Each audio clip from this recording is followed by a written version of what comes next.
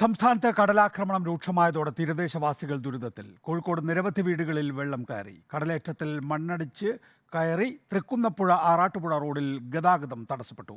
മണൽച്ചാക്ക് അടുക്കി സംരക്ഷണം ഉറപ്പാക്കാമെന്ന വാഗ്ദാനം നടപ്പാക്കാത്തതിൽ പ്രതിഷേധിച്ച് നാട്ടുകാർ രംഗത്തിറങ്ങിയിരിക്കുകയാണ്. കള്ളക്കടൽ പ്രതിഭാസത്തിന്റെ ഭാഗമായി ഇന്ന് വൈകിട്ട് 3:30 മണി വരെ ശക്തിയേറിയ കടലാക്രമണത്തിന് സാധ്യതയുണ്ട്.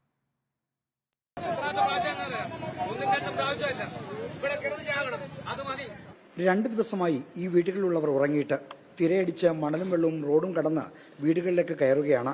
കടൽഭിത്തി പൊളിഞ്ഞ ഭാഗത്തൂടെയാണ് മണ്ണും വെള്ളവും അടിച്ചു കയറുന്നത്. ഞാൻ 6 മണിക്ക് തുടങ്ങിയ വൈകിട്ട്. ഇന്നലെ ആ ഫുള്ളുമായിട്ട് ഇത് ഇത്രയും കയറാൻ തുടങ്ങിയത്. ഞങ്ങളുടെ പേരെ എല്ലാം പോയി കിടക്കുക. ഞങ്ങൾ ഉറങ്ങിയിട്ട് 2 ദിവസമായി. ഇപ്പൊ കല്ലിടാൻ എന്തായാലും ഉടനെ പറ്റത്തില്ലെന്ന് നമുക്കറിയാം. 15 ദിവസത്തിനുള്ളിൽ ജിയോ ബാഗ് വെച്ച് ഞങ്ങൾക്കിത് ശരിയാക്കി തരാമെന്ന് പറഞ്ഞതിന്റെ പേരിലാണ് ഞങ്ങളിത് സമ്മതിച്ചത്, മണ്ണ് മാറ്റാൻ തന്നെ സമ്മതിച്ചത്. പക്ഷെ അവരിത് മാറ്റിയതുമില്ല, ഞങ്ങൾ തിരിഞ്ഞു പോലും നോക്കുന്നില്ല. റോഡിൽ 2 അടി പൊക്കത്തിൽ മണൽ നിറഞ്ഞതോടെ ഗതാഗതം തടസ്സപ്പെട്ടു.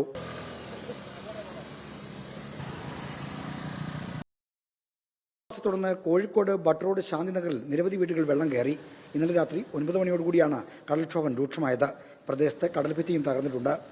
കള്ളക്കടൽ പ്രതിഭാസത്തിന്റെ ഭാഗമായി കേരള തീരത്തും തെക്കൻ തമിഴ്നാട് തീരത്തും ഓറഞ്ച് അലർട്ട് തുടരും. വീണ്ടും കടലാക്രമണത്തിന് സാധ്യതയുണ്ട്. 1/2 മീറ്റർ മുതൽ 1.5 മീറ്റർ വരെ ഉയരമുള്ള അതിതീവ്ര തിരമാലകൾക്ക് സാധ്യതയുള്ളതിനാൽ മത്സ്യത്തൊഴിലാളികളും തീരദേശവാസികളും അതീവ ജാഗ്രത പാലിക്കണമെന്നാണ് സർക്കാർ നിർദ്ദേശം. റിപ്പോർട്ടർ, ആലപ്പുഴ.